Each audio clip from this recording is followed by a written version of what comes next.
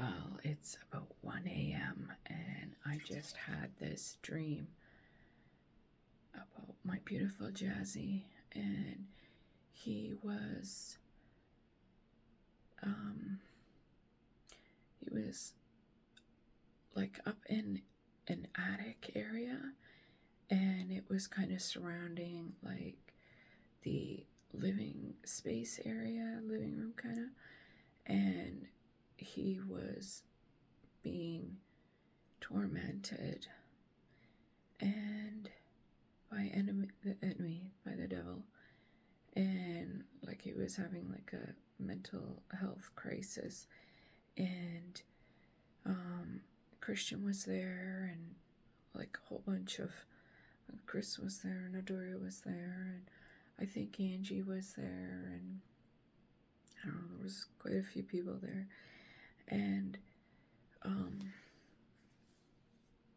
he was in a lot of distress, and he was having like a panic attack or something, and Christian was really upset, and everybody's like calling up to him, and like, come down here, and he's like, no, leave me alone, and everybody, we were all trying to coax him to come down into the living space area, and then I just started climbing these stairs and on top of the furniture and climbing, and I went through these skinny panels, and I just climbed and went right through and went right up to Jazz, and I grabbed the sides of his face. I'm like, sweetheart, what's wrong? Your eyes are swollen. You got a wound on top of your head. It was like this,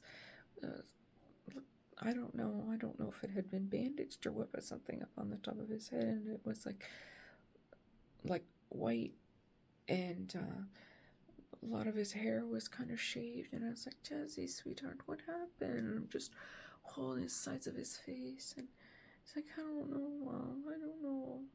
And I said, it's okay, honey, it's okay, you're gonna be all right, my love, don't worry. And then I woke up, and then I was like, you know what? I loved him unconditionally, and he knew that, and he wasn't afraid of me. He knew he could always come to me. That was real life. That was reality. And I had a boldness in my dream, just like I had the same boldness in life. I was never afraid. Some of the places that he called me to come and pick him up, I went everywhere and anywhere. Mamas, we have a boldness, and we are fearless, and we will always go and help our children. God gave us that fierce boldness, and it was like that with him in life.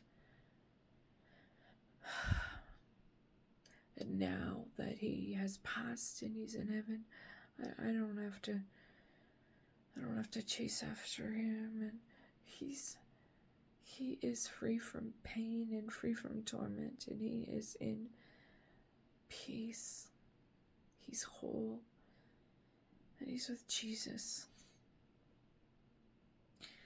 But what I felt so strong was unconditional love. That was the word that when I woke up, unconditional love, unconditional love. He knew, I know that he knew I had unconditional love for him, and that he could call me anytime. I loved him no matter what. I loved him, and I will never stop loving him. We had that bond, and I'll never, ever, ever, nothing can break that bond that the two of us had. And him and his brother, and him and his sister, and him and his dad. Christian was so upset in the dream too, I remember. He was so upset. He's like, I don't know what's wrong. And, when I went up into it was like, I don't know, these rafter kind of things in like this attic that was surrounding our living space area. And when I just went up in there and rubbing his face and stuff, and he had like just calmed right down, And I could see, like, Christian, he was very upset, but he just calmed down too. Everybody had just calmed right down because Jesus gave me the boldness to go in there and help him, because I was full of the Holy Spirit. We need to always make sure we're full of the Holy Spirit. It's free access. Not it. He is free access. The Holy Spirit. Anyways, I'm probably talking and it's not making a lot of sense because it's 1 a.m. But I'm going back to bed. Because my boy knew I loved him unconditionally.